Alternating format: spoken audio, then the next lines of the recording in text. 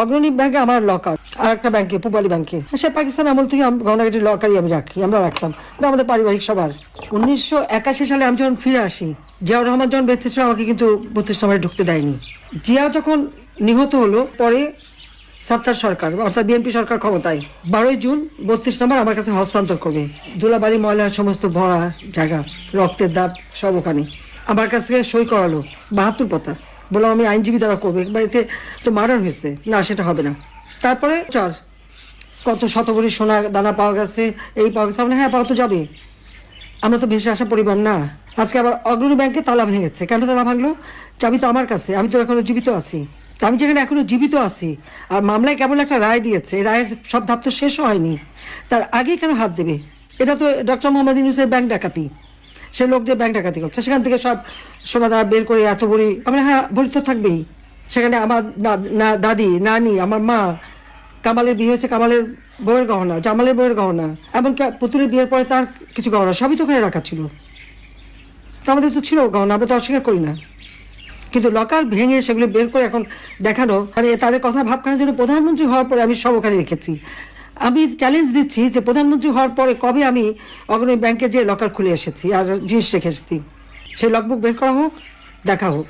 আমার তো মনে পড়ে না যে আমি 96 সালে প্রধানমন্ত্রী হয়েছে প্রথম, সেই 96 সাল থেকে এ পর্যন্ত কোনোদিন অগ্রণী ব্যাংকে আমি যাইও নি, লকারও খুলিনি, কারণ এগুলি পারিবারিকভাবে যা ছিল সব আমি রেখে দিয়েছিলাম ওইভাবেই।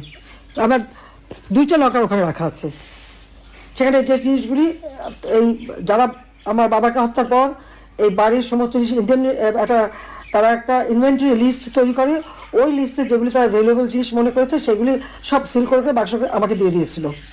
তাহলে সে কোথায় যাবো? আমার বাড়ি নাই, ঘর নাই, তো কিচ্ছু নাই থাকার। আমি লকার ভাড়া নিই, সেই লকারে যে সব কিছু ওইভাবেই রেখে আসি। তারা আমাদের ঘর বাড়ি যা ছিল সব তো লুটপাট করে নিয়েছি।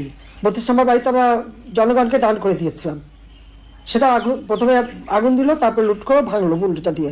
অজয় সাহেবের একটা বাসা সুধা সদন, সেটাও লুট করলো, সেখানে আমাদেরও, হ্যাঁ সেখানে আমার অনেক গহনাগাটি ছিল, আমাদের সবারই ছিল, সেগুলো লুটপাট, কাগজপত্র যা কিছু ছিল সব শেষ। তারপরে আগুনও দিল গণভবন, সব তো আমরা সব ফেলে দিয়েই তো চলে এসেছি। তো সেই গহনাগাটিগুলি দেখায় না কেন? সেগুলি কার পকেটে গেল? শুনছিলাম যে ইনু সাহেবের বড় মেয়ে নাকি এসেছিল, অনেক নাকি হীরার গহনা নিয়ে গেছে, তাহলে কি এগুলি আমাদেরগুলি নিয়ে গেল নাকি? ইনুস তো নিজেও ঢুকেছিল ওই বাড়িতে সবাই মিলে, সেটা আমার প্রশ্ন। কিন্তু একটা লকার ভাঙতে গেলে, যে এখানে আমি এখনো জীবিত, চাবি আমার কাছে, পারমিশন ছাড়া এই লকারটা ভাঙে কিভাবে? আমাদের পারিবারিক একটা ঐতিহ্য আছে, অবশ্যই পারিবারিক সমস্ত সম্পদ নিশ্চয়ই ছিল, আছে। আমার নানির যত গহনাগাটি ছিল, এখন ওখানে সে গহনাগুলি দেখাক, অনেক পুরোনো আমলের গহনা।